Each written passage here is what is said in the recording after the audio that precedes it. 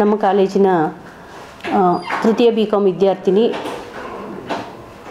ಕವನ KV ನಿನ್ನೆ 11:30ಕ್ಕೆ ಮನೆಯಲ್ಲಿ ಕೆಲವತ್ತಿ ಗ್ರಾಮದಲ್ಲಿ ಹೃದಯಾಘಾತದಿಂದ ನಿಧನಳಾಗಿದ್ದಾಳೆ. 20 ವರ್ಷದ ಮಗು. ಅದರ ಬಗ್ಗೆ ನಮಗೆ ತುಂಬ ಖೇದ ಇದೆ. ಬಹುಶಃ ನಮ್ಮ ಮುಂದಿನ ಮಕ್ಕಳು ಭವಿಷ್ಯದ ಪ್ರಜೆಗಳು ಇಷ್ಟು ಪುಟ್ಟ ವಯಸ್ಸಿನಲ್ಲಿ ಆಘಾತಕ್ಕೆ ಒಳಗಾಗ್ತಾ ಇರೋದು ಬಹಳ ಆತಂಕದ ವಿಚಾರ. ನಾವು ಇವತ್ತು ಅಂದರೆ ನಿನ್ನೆ ತೀರಿ ಹೋಗಿದ್ದು 28ನೇ ತಾರೀಕು, ಆದರೆ ಇವತ್ತು 29ನೇ ತಾರೀಕು ಕಾಲೇಜಿನಲ್ಲಿ ಒಂದು ಶ್ರದ್ಧಾಂಜಲಿ ಸಭೆಯನ್ನು ಅರ್ಪಿಸಿದ್ವಿ.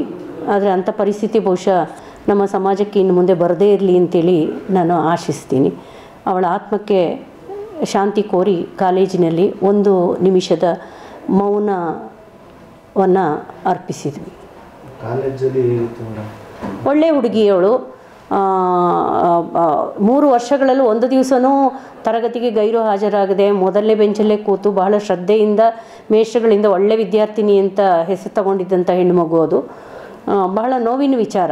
ಒಳ್ಳೆಯ ಆರೋಗ್ಯಕರವಾದ ನಡತೆ ಇತ್ತು ಆ ಹುಡುಗಿಯಲ್ಲಿ. ಆದರೆ ಅನಾರೋಗ್ಯ ಶರೀರಕ್ಕೆ ಬಂತು, ಅದು ಹೇಗೆ ಯಾಕೆ ಏನು ಅನ್ನೋದು ಗೊತ್ತಿಲ್ಲ.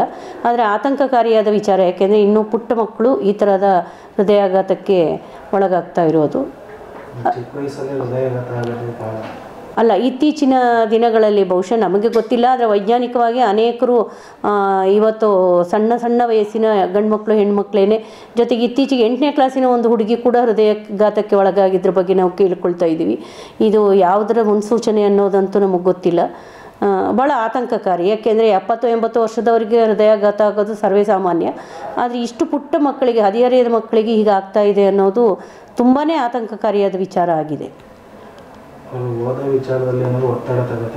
ಇಲ್ಲ, ಒತ್ತಡ ಕಾಲೇಜಿಗೆ ಬರೋ ವಿಚಾರದಲ್ಲಾಗಲಿ ಓದೋ ವಿಚಾರದಲ್ಲಾಗಲಿ ಆಕೆ ಒತ್ತಡ ತಗೊಳ್ಳೋ ಪ್ರಶ್ನೆ ಇರಲಿಲ್ಲ. ಯಾಕೆಂದರೆ ಅವಳು ಯಾವಾಗಲೂ ಕೂಡ ಒಳ್ಳೆಯ ವಿದ್ಯಾರ್ಥಿನಿಯಾಗಿದ್ಲು.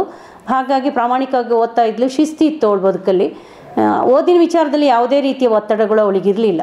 ತುಂಬ ಚೆನ್ನಾಗಿ ಓದ್ತಾ ಇದ್ದಂಥ ಬುದ್ಧಿವಂತ ಹುಡುಗಿಯಾಗಿದ್ಲು ಅವಳು. ಅದರಿಂದ ಒತ್ತಡಗಳಿರಲಿಲ್ಲ. ಓದಿನ ಒತ್ತಡ ಖಂಡಿತವಾಗ್ಲೂ ಅವಳ ಹೃದಯದ ಮೇಲೆ ಆಘಾತವನ್ನು ಹೇರಿಲ್ಲ ಅನ್ನೋದಂತೂ ಖಾತ್ರಿ.